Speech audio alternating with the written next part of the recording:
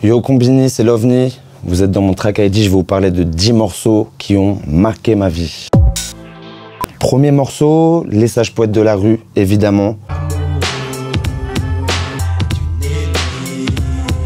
Amoureux d'une énigme, c'est un de mes morceaux de rap français préférés. C'est pas de ma génération, moi je suis né peu de temps avant la sortie du morceau, donc j'ai pas connu quand c'est sorti, mais quand j'ai commencé à rapper à prendre le rap un peu plus au sérieux, j'écoutais beaucoup de rap des années 90 et beaucoup Les Sages Poètes de la rue. Et voilà, j'adore ce morceau, l'instru. Je sais pas si c'est Jimmy J ou Melo Philo qui a fait ça, mais magnifique. Les 3 couplets sont dingues. Et pour la petite anecdote, j'allais beaucoup dans des open mic à cette époque-là, quoi, quand je commençais à rapper. Et j'ai été à un open mic que Zoxy organisait et j'ai rappé son couplet devant lui. Je devais avoir 14-15 ans, le couplet d'Amoureux d'une énigme. Et je me souviens, j'étais fier d'avoir fait ça. Deuxième morceau, on est toujours sur du rap français. Mon esprit part en couille, d'Expression Directe.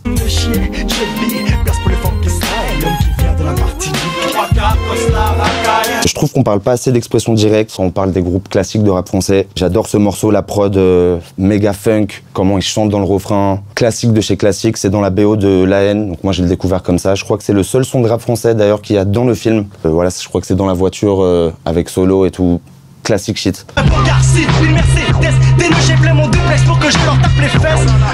Troisième morceau, c'est évidemment pour ceux qui me connaissent 50 Cent. Premier artiste dont j'ai été vraiment fan et le morceau c'est Out of Control, le remix avec Mobb Deep.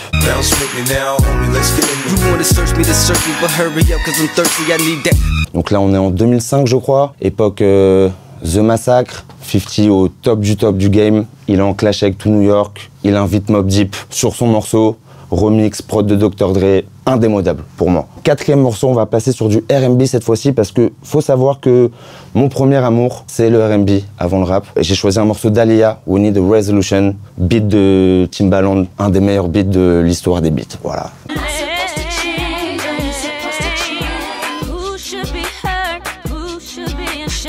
Voilà, Alia, légende qu'on ne présente plus, parti trop tôt malheureusement. Je crois que c'est son 3e album. J'adore ce morceau, les violon incroyable. Ce morceau, c'est ta meuf qui vient vers toi et qui te dit que t'as déconné et tu peux rien faire, quoi. T'es obligé d'assumer tes conneries. Repose en paix, Alia. J'étais obligé de mettre un morceau de 36 Mafia. Ceux qui connaissent ma musique savent que ça m'a énormément influencé. C'est un des morceaux les plus connus. J'aime aussi les morceaux un peu moins connus de 36 Mafia, mais celui-là, pour moi, si tu connais pas 36 Mafia, t'es obligé de passer par ce morceau. En featuring avec UGK en plus, donc Texas, Memphis. Le morceau c'est Sippin' on some Scissor.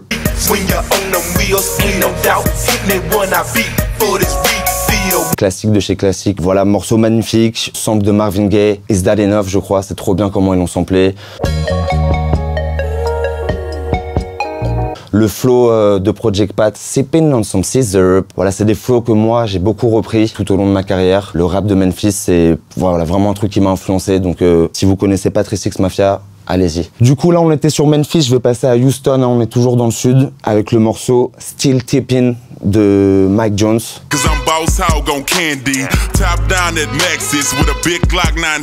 Mike Jones, je sais pas s'il a une énorme carrière, mais en tout cas, ce morceau, Still Tippin', pour moi, c'est l'hymne de Houston, et au-delà de ça, même du Texas. Si j'étais gouverneur du Texas, j'en ferais l'hymne officiel. Incroyable, les 3 couplets, il y a Paul Wall dedans. Paul Wall, meilleur rappeur blanc, les gars, voilà, c'est dit aussi.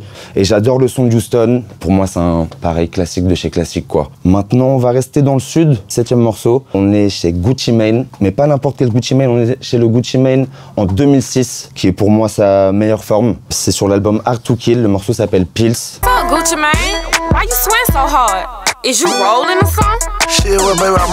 Ça parle de petites pilules magiques dont je tairai le nom. On est chez Combini, c'est un média sérieux ici. Pour moi, Gucci en 2006, il est intestable. Je kiffe trop comment il rappe, je kiffe trop les prods de Zaytoven. C'est un truc qui m'a pas mal influencé aussi, quoi. Et pareil, moi, c'est quelque chose que j'écoute souvent, vers lequel je reviens souvent. C'est indémodable pour moi. Ce morceau, Underwater Tank, de Lil Ugly Mane et Antoine.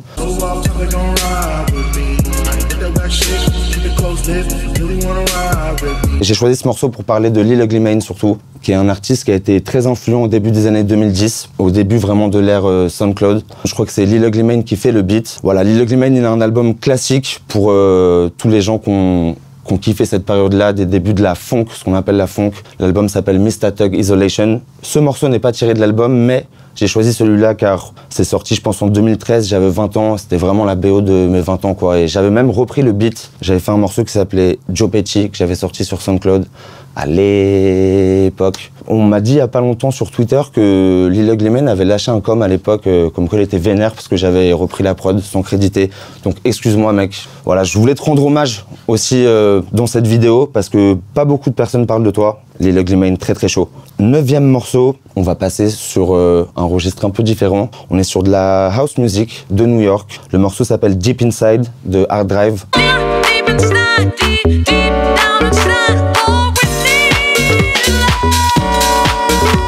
Hard Drive, c'est un surnom du producteur Louis Vega, du crew Master at Work, donc c'est un peu les parrains du garage et de la house à New York des années 90. Et j'adore ce morceau, j'y reviens très souvent. D'ailleurs, il a été repris il y a il y a quelques années par Kanye West, il a repris le Deep, Deep Inside.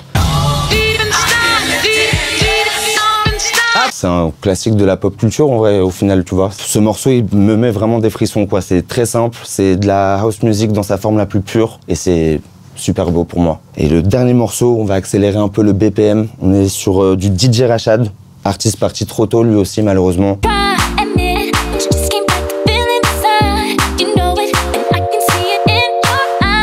C'était un peu la tête de proue du mouvement footwork. Le footwork à la base, c'est une danse qui vient de Chicago. DJ Rashad, il vient de Chicago aussi. Et voilà, c'est de la house music accélérée vraiment à des BPM très élevés. Ça reprend aussi parfois, des éléments de hip-hop et de rap. Là, en l'occurrence, les voix, ça vient d'un morceau de Ciara.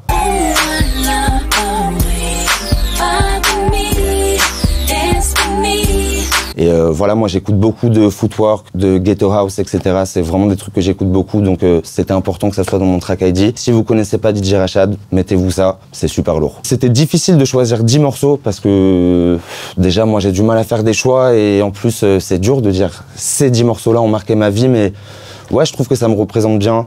Il y a du rap du sud des États-Unis, du rap français des années 90, de la house music, du footwork, ouais, c'est moi, c'est l'OVNI.